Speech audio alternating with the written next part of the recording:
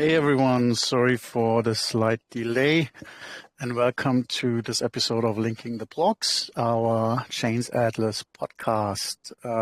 Today we have Rajesh as our guest. My name is Jan, one of the founders of ChainsAtlas, where we do simple things like changing completely how you interact with blockchain. Rajesh, welcome. Thank you, Jan. A long time to welcome you to this. How are you doing, Thank you. I'm good, Jan. Good to hear from you. Thanks for having me in, and thanks to your team. Looking forward to the podcast today. Awesome. So Rajesh, we know each other for maybe mid of last year, I think, and we have been working quite closely together on a few projects. And you are very deep in the RWA sector. So that's basically what we want to talk about today. But maybe you can give a little introduction of yourself, who you are, what brought you into the Web3 or maybe Web 2.5 initially field and what you're doing, how you embrace RWA, just a little background story, and then we can go from there. Yeah, sure, Jan. Thanks for that. So my name is Rajesh, and I am one of the founding members of Alt DRX. Alt DRX is actually a digital real estate exchange, alternative digital real estate exchange. From a background perspective, I come from an experience that has been lasting for 2+ decades in the area of financial services, predominantly having worked with large global banks across the world, having worked with fund management companies at CXO levels. My experience has been in financial services space, predominantly building products for the banks, building products for the corporate bank side, the treasury side of banks, and fund management products. And that is something that had helped me when I wanted to look for a change in the career. And why RWA, why tokenization, Jan, is just to be very honest here, Alt DRX has principal founders and a co-founder come CTO. These are people who I know for the last many years. They are based out of India. And one of them who I know for more than 2+ decades had gotten in touch with me a couple of years ago and then spoke to me about what we could do together as far as real world asset tokenization is concerned. And that intrigued me, so to speak. And that is where the idea of Alt DRX shaped up. So just to give you the context before we move on to the Web3 side of things, Alt DRX is actually a company that's headquartered in India, a seeded company, a pre-seed, funded company. Alt DRX is a stock exchange-like marketplace that aims to solve the problems for the middle class India to buy and sell residential real estate. And that's the focus. And this is done keeping in mind 2-3 very important things. India is a developing nation. India is a developing marketplace, and therefore we wanted to solve the problem of not just the entry side. So we said that if we want to do it, we want to do it right. So we allowed people to be able to buy and sell residential real estate 1 square feet at a time. And to do that, what we also did with the help of our core team is to build a platform that provides the real-time algorithm prices and that allows people to be able to trade in our platform instantaneously so that they could buy residential real estate in the form of 1 square feet, and then they would be able to even sell it. So that is what we were able to do as far as the entry and exit part is concerned. While we were building that, we also realized that markets like India, markets like Qatar, where we also have a tokenization service provider license, are typically markets which are very highly regulated. And therefore, we wanted to take our capabilities within RWA tokenization to the global marketplace. And that is where Jan and I met during one of our Ripple sessions, where we were part of the same cohort. And that is when we had some common interest and we wanted to move on to the Web3 side of things. So that's the background, and that's how we have been, involved in RWA tokenization. But, frankly speaking, over the last few years, what we have also realized is the fact of the matter is that RWA actually solves real, tangible, real-life problems across industries using blockchain as a technology, using distributed ledger technologies, and the conversion of the assets, whether it's a physical or a financial or a digital assets, using digital tokens. So that's something that we have learned over the years, and we have been very strong. And that's where we are as far as the background and the context is concerned, Jan. Amazing. I mean, I know you have been in many places. You've come around quite a bit. You've been working, I think, in the UK. You've been to Germany briefly, if I remember correctly. Yeah. UAE, Singapore. You've been to many places. How does that experience of yours shape your view on what you're doing in the Web3 space as well? And I always feel like, especially real-world asset tokenization, has this effect where it brings people together because it creates availability of something that to many hasn't been really something they could thrive for. That wasn't really something they could touch, like real estate. If you were born in rural India as a farmer, let's say, you probably wouldn't have the financial means to buy an apartment. And now it opens up at least to buy a small piece of it. So you bring people into the world of investment and in owning things that they usually couldn't really afford. And I always found that a very interesting and underrated aspect of the field. So maybe you can elaborate a little bit more on that, and also your global perspective, having been in many places. How do these things vary from place to place, from Europe to the Middle East to India to Singapore and Southeast Asia? Sure. That's a very, very interesting and a very logical question. Very curious to get onto it. The fact is, when we started this whole Alt DRX itself, one of the challenges or one of the problems we wanted to solve was the ability for people to be able to buy assets fractionally, and then able to democratize it, which is the 1 square feet part, and also the real democratization as far as the finance is concerned, which is the trading part. So, but historically, if you look at any important high value assets, we can talk about real estate, or we could talk about private equity, or we could talk about very fine arts, whether you are from Europe or whether you are from India or you are from Americas or the Middle East. One of the challenges in all of these high value assets is the illiquidity part itself.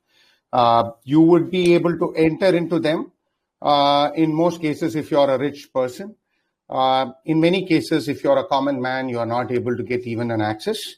But even for those rich people, even for those people you can actually afford, it is very difficult to sell because there is a lot of high cost.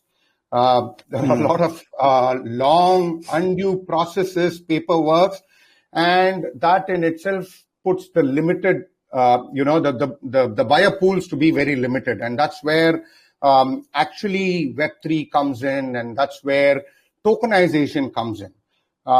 You look at real things like real estate. Today we talk about real estate.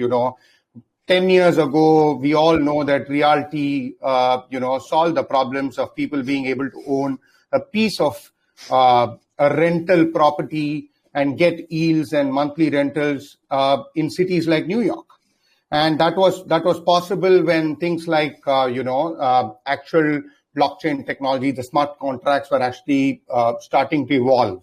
And that solves the illiquidity problem. There is an enhanced liquidity.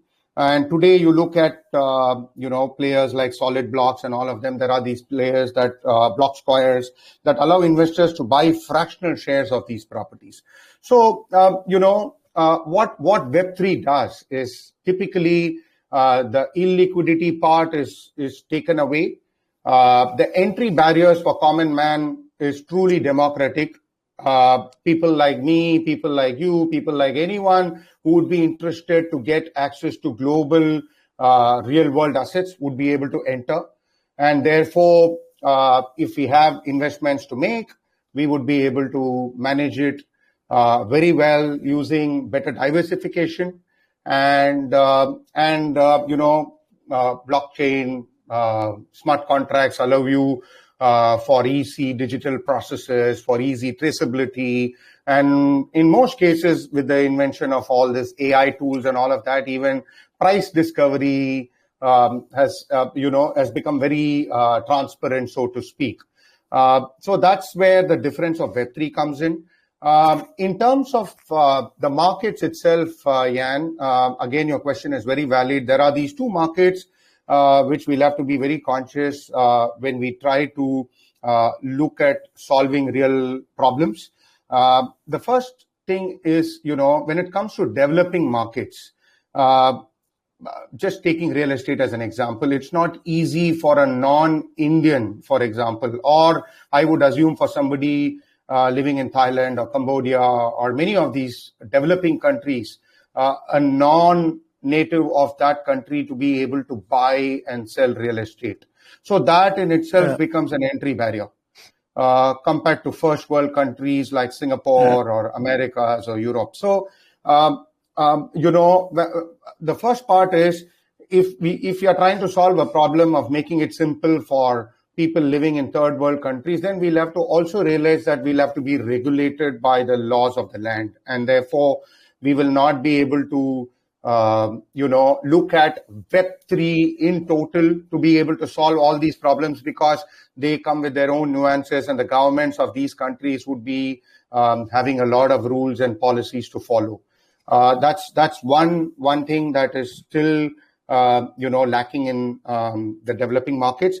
Whereas the developed markets, definitely, which is where Alt has decided that, okay, while we solve the problem in markets like India, in some markets like Middle East, where secondary market exits through, token exchanges and Bitcoin exchanges are not possible.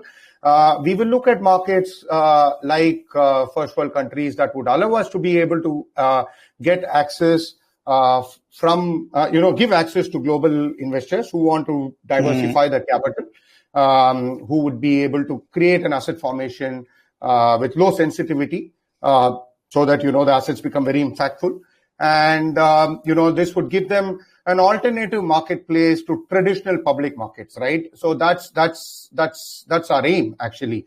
The ability to specialize in tokenizing assets that can be permitted, that are legal, so to speak, but at the same time, allow people to diversify, allow people to take that risk in markets where they think they would be able to look at yields, they would be able to look at other ways and means of de-risking their capital, de-risking their investments. So those are the two, reasons why we want to be getting involved in Web3. And Web3 is the only thing today that would solve the problems that we are talking about eventually, because there is no other way you can bring in a digital processes, a price discovery or a traceability or an efficiency or even a capital formation. All of this requires Web3. The traditional ways don't work anymore. It's not simply possible. Maybe you can elaborate a little bit on, I find it super fascinating. And I love use cases like this where blockchain technologies, crypto, and so on are used as a technology to actually enable a real world use case. Something like democratizing and fractionalizing ownership of real estate and opening it up to people that usually wouldn't be able to purchase it because maybe it's a market they're not familiar with. because they don't have the financial means to buy a whole apartment, because of regulatory barriers, as you just mentioned, ownership restrictions, and so on and so forth. How would you see? I know right now a lot of what you're doing, what RWA protocols in general are doing, is still very much more of a Web 2.5 than a Web 3 solution, meaning things are, yes, you mint the fractionalized tokens on the blockchain and all these things, but it's still very much driven by regulation. You still have to create a special purpose vehicle, in essence, a legal entity that then can hold these ownerships of the actual real estate, and then you can fractionalize it on the chain, binding the trust, that special purpose vehicle in some way to token ownership. So there's a 90%, it feels, of what has to happen. And correct me if I'm wrong. You are definitely more of an expert in this than I am. Feels like it's still very much traditional business. And then there's the small part which then goes into Web3 and enables basically the purchase of these tokens internationally. Maybe you can elaborate a little bit what would be ways to go further into a decentralized world, further into a true Web3 environment, or if that's at all possible. Yeah. Thanks, Jan. That's again a very relevant question to the discussion we are having today. But let's first state the facts, right? Taking on from what you said, let me just reiterate that while we are talking about different ways of solving some real life, tangible problems that we could solve using Web3 and tokenization and all that, there are challenges that remain, and the challenges are, plenty. But let me highlight a few of them. The first one would be typically the adoption hurdles itself. Like, for example, the regulatory uncertainty, right? The regulatory uncertainty is typically something that happens because of the simple fact that compliance varies by jurisdiction, right? We all know till November what were the key focus areas for many companies in the Web3 space in North America. And now the new man has come in, the POTUS has come in, and then there are more changes, and there are separate chairs that are going to manage how the Web3 is being looked at and all that. So the regulatory challenges, in my personal opinion, is something that would not be solved so soon, or that will not be solved so easily because of the ever evolving political changes in every country that firms try to operate. But having said that, one of the very purposes of blockchain as a technology or a distributed decentralized ledger technology is to solve these kind of hurdles. And I will take some use cases and examples of how these things are solved in the Web3 space, especially in the space of cross-border transactions. But I will do it a little bit later. But that's one. The other thing is the technology barriers itself. Today, while we are solving, a lot of these problems using technologies, and especially using Web3 technology, there are still some areas when it comes to high value assets which still needs a little bit more work, especially country specific. For example, if you're talking about real estate, how do we integrate with legacy systems when it matters with areas like land registrations, for example? Even though, I'm talking from a perspective of what happens in a market like India. I genuinely do not know what happens in Europe, or for that matter, what happens in Singapore or any of these countries. That's something that technological barriers can adopt and should solve. That's one. That's two. And then, in my opinion, even though we are talking about a lot of these things, I am of the view that as long as there is a top-down approach, like for example, as long as somebody like Jamie Dimon from JP Morgan comes and tells us that they are investing $10 billion worth of Bitcoin and blockchain-based technologies, and similarly MicroStrategy doing things like that allows the retail investors to even participate. There are always these large global industries that remain skeptical of these kind of blockchain solutions. So that's something that, that's a concern as far as, the market itself is concerned. But for all the problems that I'm talking about, the fact remains that, these problems can be solved only by Web3. There is nobody else that could solve the problem using Web 2 and Web 3, Web 2 and Web 2.5, because if you look at the supply chain as an industry today, and having worked in banks, I would know, for example, you look at a Unilever as a company. Unilever would manufacture something in Africa, would distribute that product in some 100 other countries in Asia, and it's a nightmare for both Unilever and the banks to be able to actually do the trade finance and settle the payment. It's impossible in a Web 2, 2.5 kind of a scenario. And that's where, the cross-border transactions, if really companies look at it, would come in when it comes to Web 3. You look at how, stable coins, for example, I would just take that as an example. You look at stable coins, right? USDC and USDT actually tokenize fiat currencies. They actually enable low-cost transactions. And at real time, almost real time, I wouldn't say real time, but almost real time. You and I could today buy USDT, USDC by just exchanging our fiat currencies, use that USDT, USDC to do a lot of things. And if you look at markets like Europe, right, and India is actually a leader in this. You can actually tokenize even physical gold bars. You can actually allow investors in these markets to trade gold digitally. You don't even need to worry about storage and all of that. And when you want to buy these gold biscuits or these gold tokens, you need not worry about, at what currency I'm buying. I'm buying at a global currency called USDC or a USDT. So I am hedged against my risk and I'm able to manage.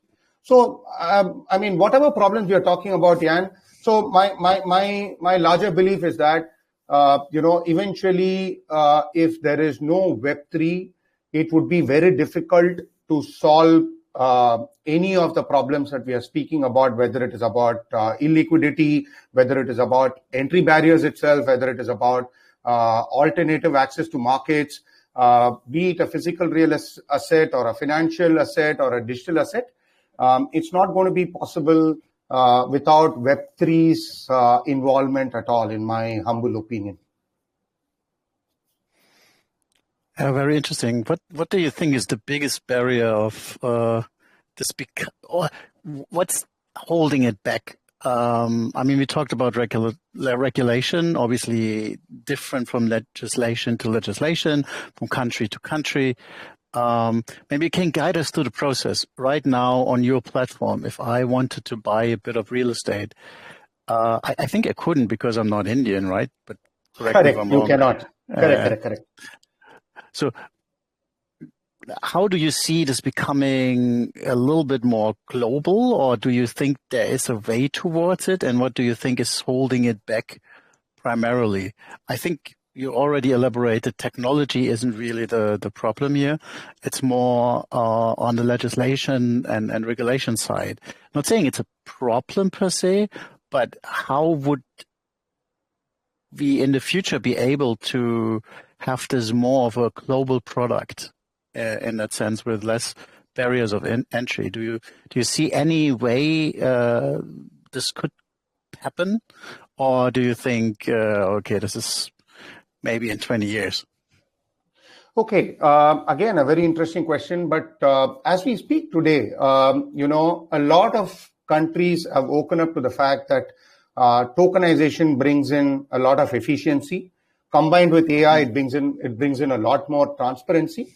And therefore, individual regulators in each of these countries, including developing markets, are doing a lot of things about it.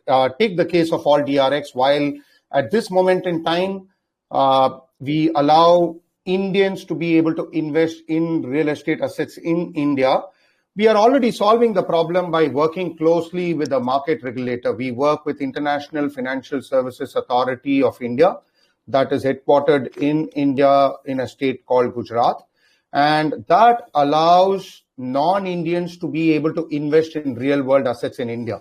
And how do they do that? They are, at this point in time, as we speak, our platform is currently in the sandbox environment. We have already gone through a number of use cases, and our CTO and his team are working very closely with the regulators as we speak. What it allows is somebody like Jan or somebody like Shaggy to be able to log into Alt DRX, register themselves, KYC themselves as non-Indians, and then be able to invest in real-world assets instead of being asked to do from your fiat currency, for which in India you will be using US dollar tokens or euro tokens and all of that, right?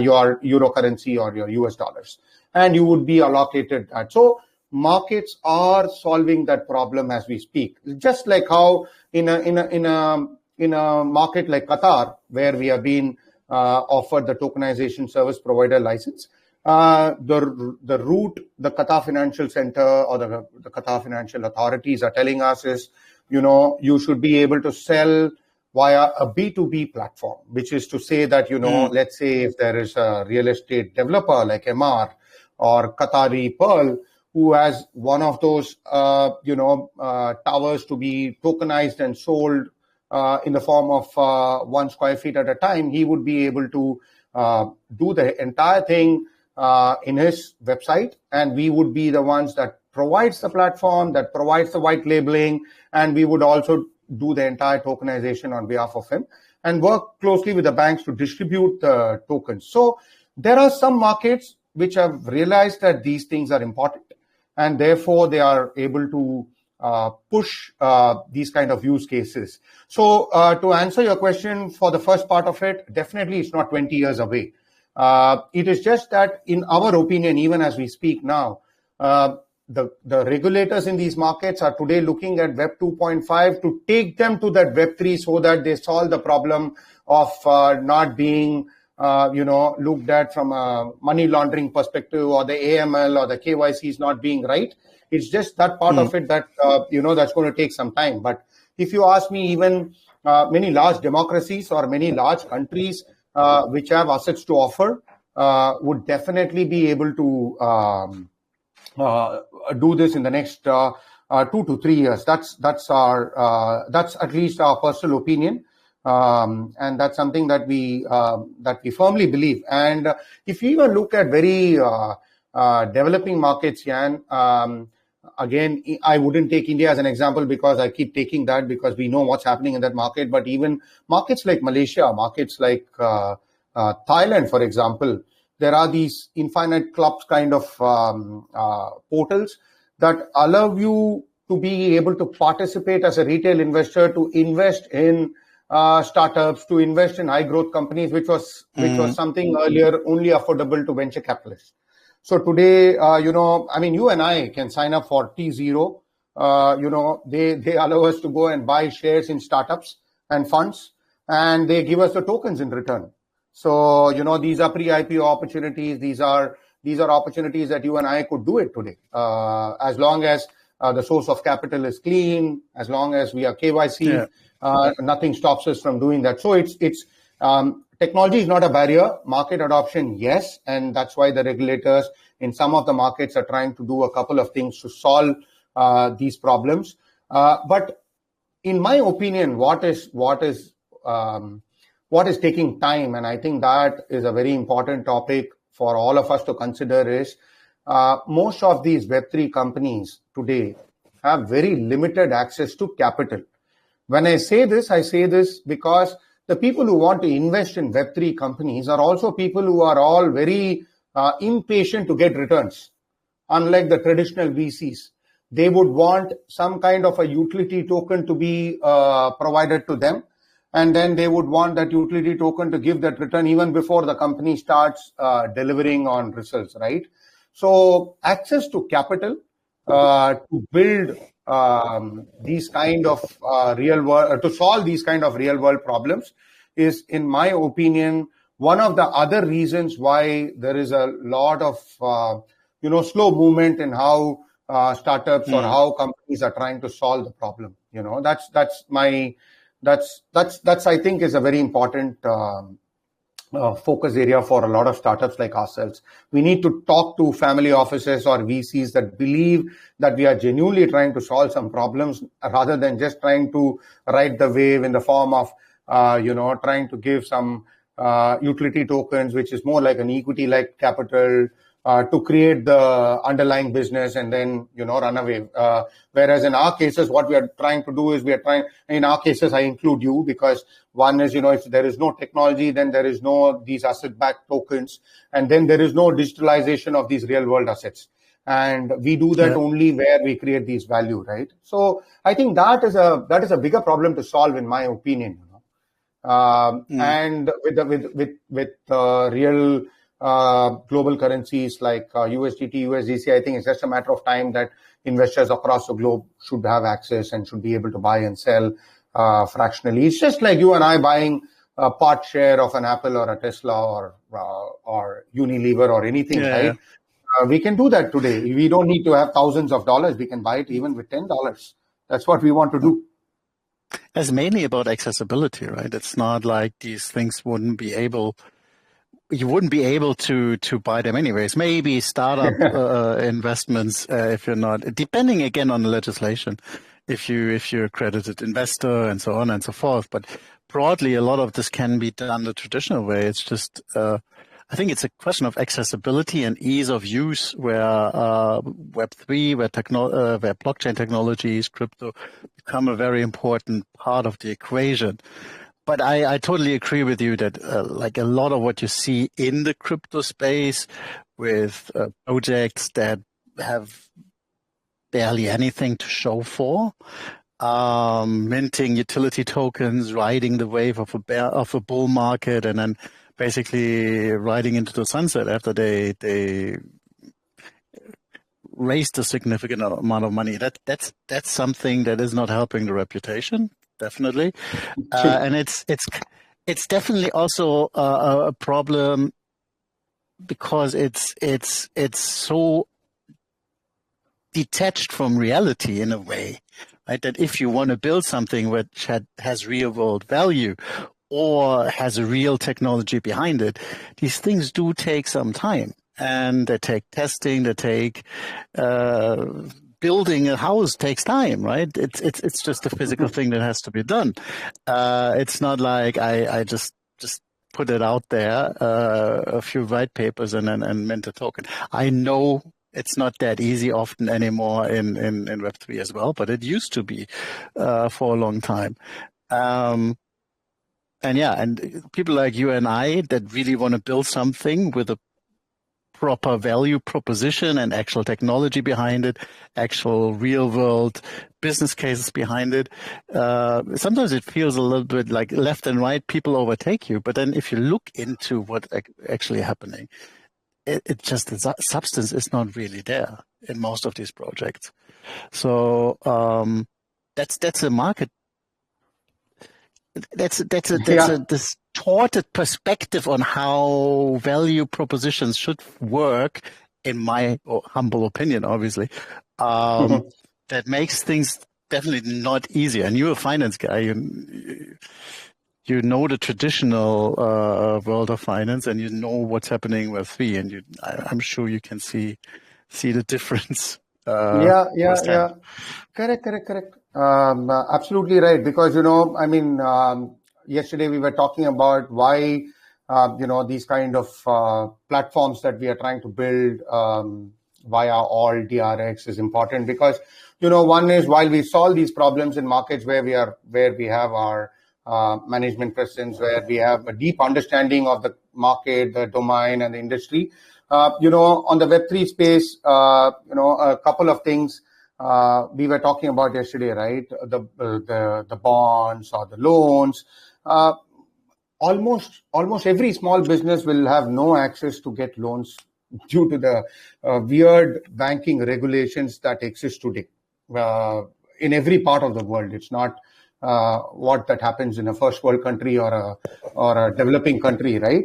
It's impossible.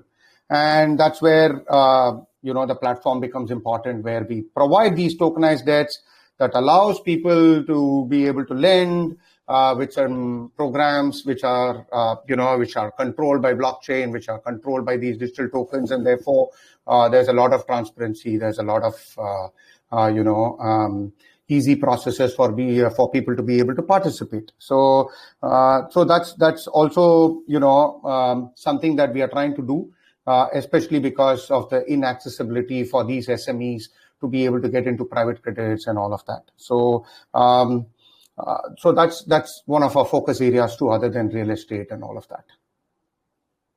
Amazing. We are nearing the end of our session.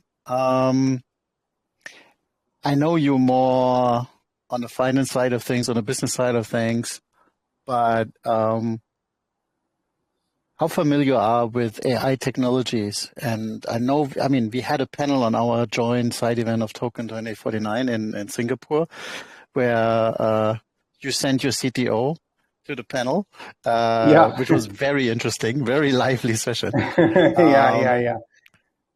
With Mark, our last guest in the podcast, and Rafi, who is going to join us for the next session.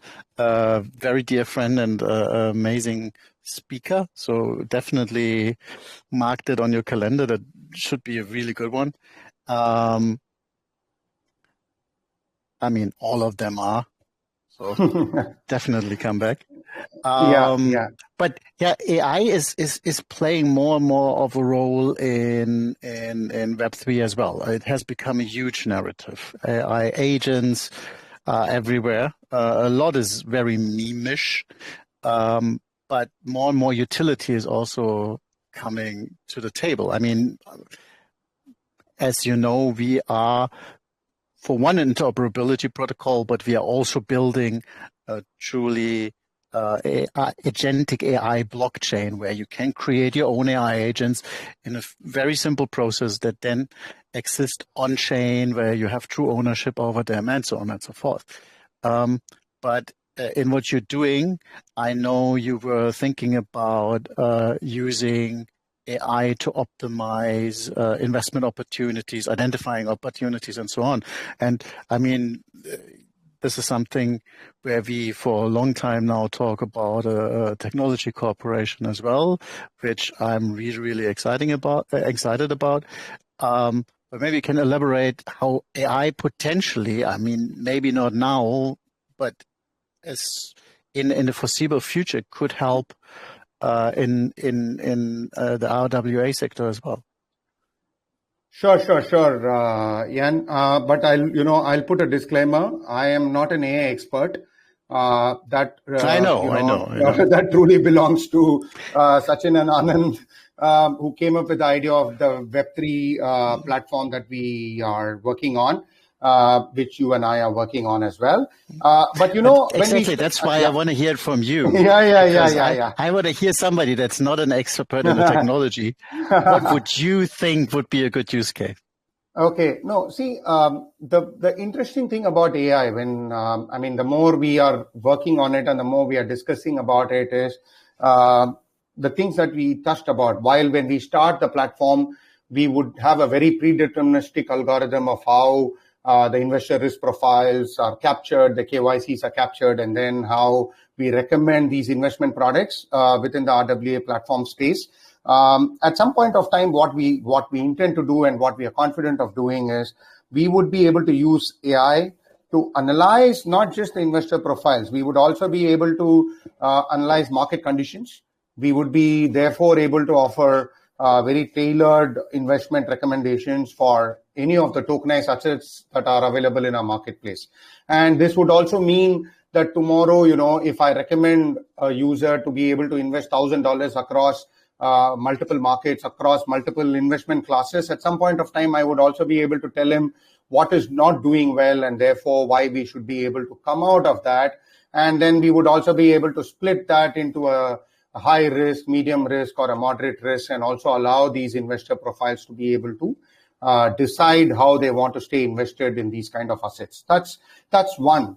And, the other thing that I think, where we think we would make a huge difference is even in the smart contracts, right? Whether it is about distribution or even small things like rental incomes, we could actually use AI to automate these smart contracts. We need not go and manipulate that or change the logics every time. The AI should be able to know, depending on the terms, depending on the conditions, depending on the usage and all of that, how do you decide the automation of smart contracts? That's something that we could do. Again, the predictive analytics would help us when it comes to risk management. When I say risk management, it is actually enhanced risk management because, both from a market stability and also from an investor confidence, these kind of tools would help us in terms of how we manage risk that is associated with any investor's investment on all of these tokenized assets. From a technology perspective, I wouldn't know much, but I think AI could also help, in terms of fraud detection or security and in terms of regulatory compliances and all of that. But Jan, I think people like you, people like Sachin would be able to know a lot better about these things. But I think AI is here to stay. AI would make a lot of these platforms, including ours, a lot more user-friendly, a lot more helpful in terms of predictive analytics itself. And, eventually we do all of this, the algorithm improves, keeping in mind that, you are able to provide a very competitive pricing, you are able to provide very efficient trading mechanics, and all of that would help us in a global marketplace. So that's I think, is a given, and AI would continue to be the focus area in the next 2 to 3 years, right, for us, once we have the platform up and running. Yeah, it's interesting that you mention optimization and automation of smart contracts, because that is, I think, especially in context of RWA, a very, very important thing, where you can basically AI agents that are so autonomous that they would be able to create the right contracts for the right market and put them on chain directly. Basically write the code, put it out there, do the research, do the legal due diligence. Those are things that AI agents are either already very capable of or soon will be. So you touched upon it. I mean, if I may interfere, you touched upon it, the agentic AI, sure. And I actually read about this when I was preparing for this. I read about companies like Maple Finance and Centrifuge already using agentic AI to do a lot of these optimization and a lot of these automation. So, I mean, there are companies that are doing it at a very early stage, but it'll be very good to adopt and move forward on these kind of technologies. Awesome. Rajesh, what do you think? There are a few questions from the community. Shall we take a few sure. and then wrap it up? Awesome. Sure. So first one, how do we avoid a scenario where on-chain RWAs end up being centralized by a few big players? Really good question. Thanks, Dex. Sorry, can you repeat that question, please? Yes. How do we avoid a scenario where on-chain RWAs end up being centralized by a few big players? Well, I think there are no definitive answers to this that, only a few big players would be able to dominate the market, right? Because it is simply not possible for one particular player to solve all the problems, even within a particular asset class. So, in my opinion, solving these problems would only be possible if we adapt to two things. One, in markets where we operate, we have to follow the laws of the land, which is, what the government say, what are the regulations, and therefore you stay relevant. Therefore, you are able to acquire customers. You are able to offer services that, that provide that yields, that provide those returns. In markets where it is purely decentralized, people are very well aware of what are the opportunities that are available in our marketplaces, and therefore, they would be willing to sign up with us and then able to access these opportunities, because that is one of the things that we are actually trying to solve, right? Because if I have to sit in Singapore and try to invest something in South Korea, something in Australia, something in Africa, it's simply not possible for me to do it individually. So I will have to depend on platforms like the Web3 platforms that is emerging out of Alt DRX, and therefore we would be able to give these access. So there will not be one large player, because otherwise, you will only find the Centrifuge or the Maple Finance or the Backed or Ondos of the world dominating the global market, which is again not the truth. Today, they are only focused in America or only in some pockets within the US. So, so decentralized technology allows you to have that ability to be able to serve multiple markets, but at the same time, there are enough opportunities for players to be able to offer these tokenization of multiple assets.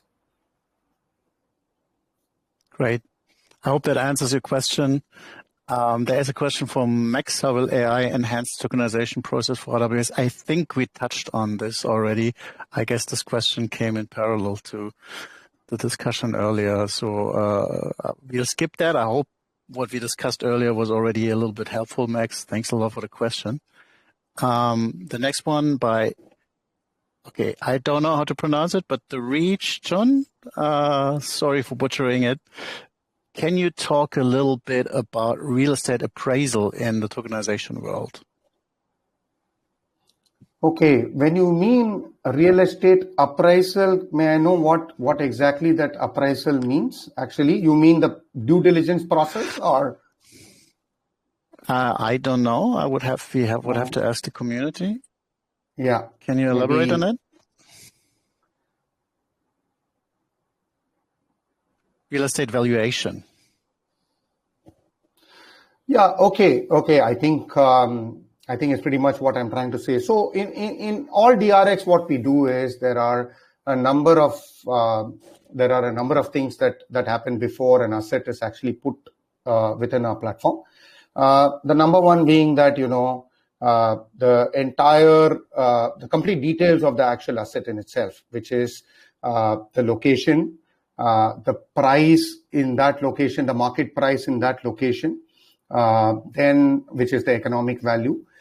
Then you have details about the actual property itself, the actual residential property, which is analyzed by third-party due diligence providers, which will tell you, okay, what is the price, how old is the building, whether the building is priced at the right offering to the market.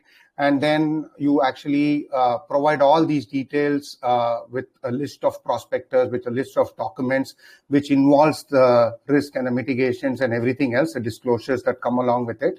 And then the investor that wants to invest in that particular property is able to make a very informed decision of how the investments can happen using our Alt DRX platform.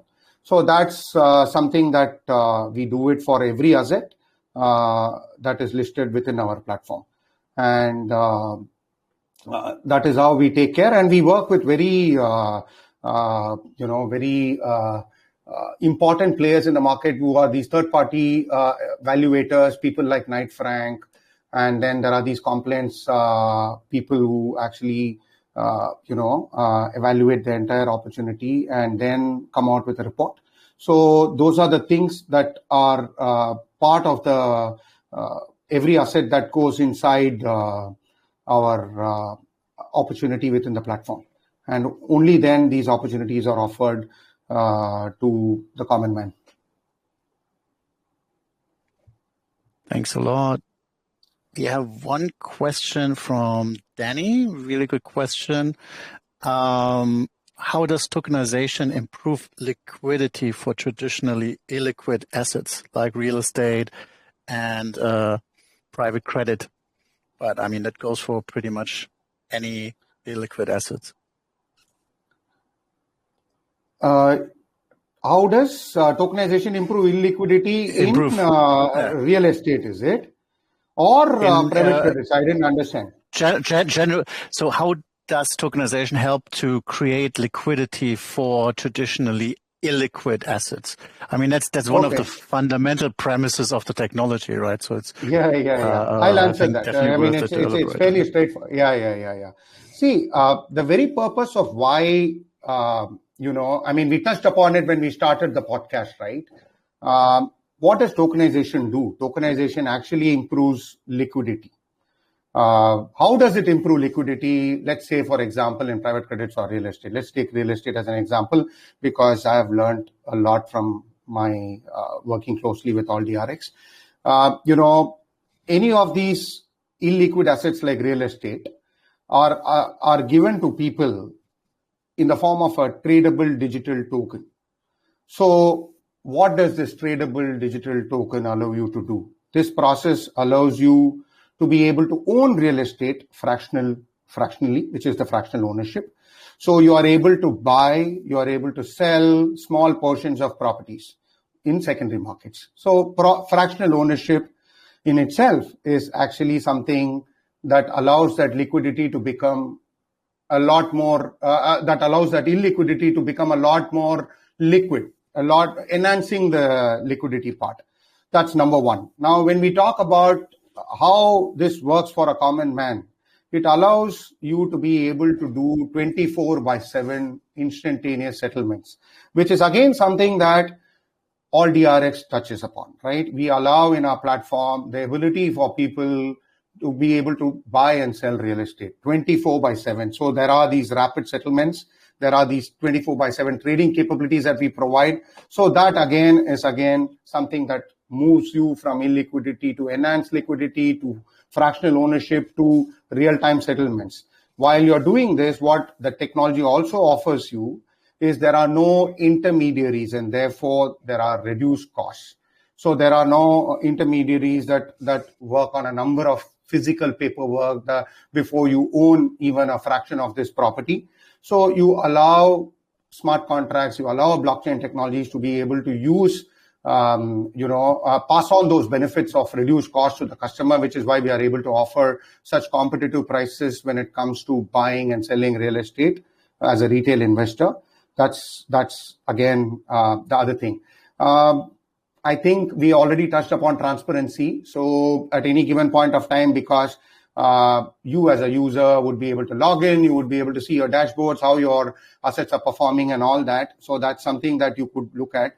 And, my last point is like, even though our focus today is in India or in the Middle East, specifically Qatar and UAE, at some point of time, there is no doubt in our minds that Alt DRX would become a global organization. It is already on its way to be one. And tokenization of RWA assets actually opens up investment opportunities to all kind of investors globally. And that is what we intend to do. Real estate is a start. At some point of time, we would do bonds and private credits, which is bonds and loans and all of that. So we would be able to do that. So that I hope that answers your question, because this is how, tokenization is only one of the very few methods that could actually improve your liquidity in real estate. Because like I said, you can buy it. It's very difficult to sell. The buyer pools are very less when it comes to non-tokenization. It becomes a very cumbersome process. All of this is taken away using RWA. I hope that answers your question, Danny. Let's go on to the last two questions. One for you, one for me. So okay, we're staying fair here. Let's begin with the one for you. Yeah. And that is, if AI agents could predict RWA market movements, would that make the market fairer or more manipulated? Very tricky question. So, you look at, let's put it this way. AI agents can definitely predict market movements to a large extent. The good part of it is that to be honest, they cannot guarantee absolute accuracy. While the technology will use advanced algorithms or machine learning techniques, because that also depends on a lot of data, identity patterns, and all of that. That can be the good side of it. But you can also train an AI agent to be rogue, right? So you can actually provide them multiple sources of analysis, multiple sources of learning, and therefore, the AI agent could also predict the prices wrongly. So it's important to keep a balance. But what is also mandatory is that, the statistical data you provide, and and therefore the insight that come out of it cannot be 100% certain, because if that is the case, I mean, all of us would be millionaires by buying a few stocks and knowing very well, right, what works, what doesn't work. So impossible. I mean, that's I mean, there's obviously a element that cannot be predicted necessarily, not with reasonable amount of computation, at least. I mean, nobody would know there's a natural disaster coming, stuff like that.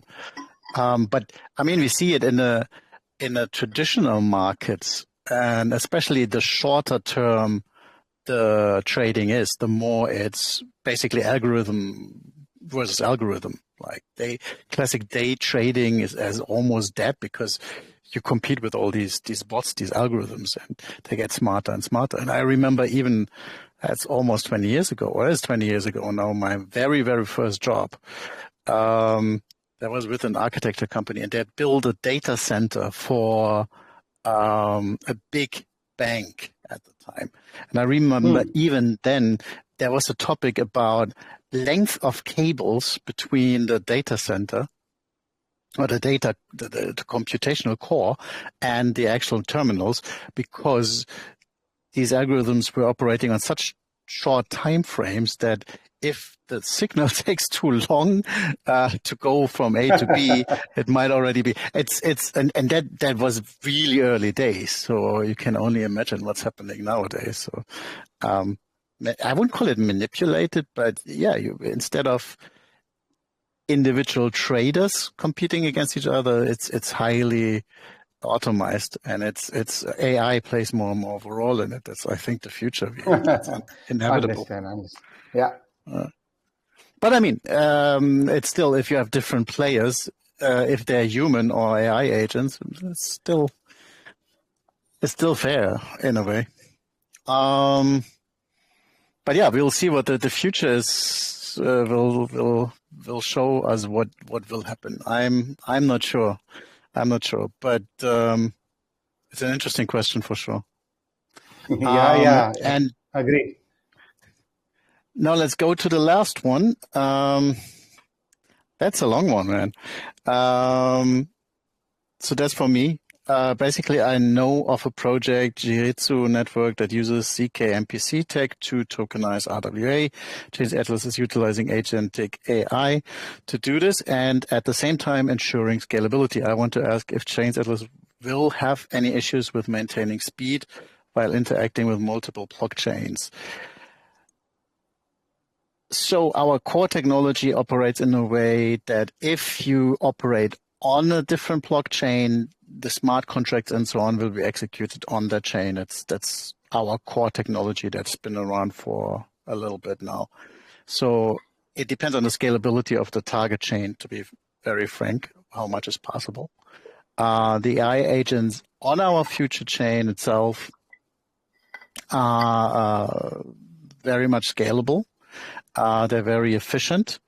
And we can give you more precise numbers with the testing phase that's starting with the release of DevNet pretty much the next few days and weeks. Having said that, obviously, we are not focusing on RWA. That's one use case where people like Rajesh can use our technology to build amazing products. It's not necessarily something we would build. So Rajesh, we need you to tell us what you need, and we make sure that we give you the support needed for that. Yeah. But we're very confident that our combination of a very powerful and efficient main model on which all these agents are based on.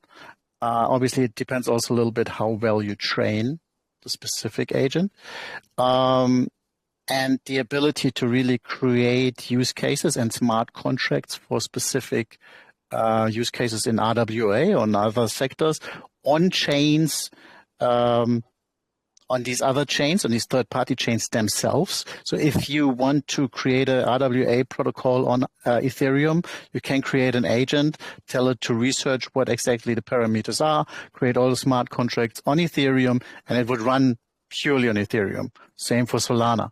That's how our technology works. So as long as the target chain is scalable, the protocol will be scalable as well. I hope this is somewhat helpful and answering the question. Otherwise, if not, I'll be in the chat later and happy to elaborate a little bit further.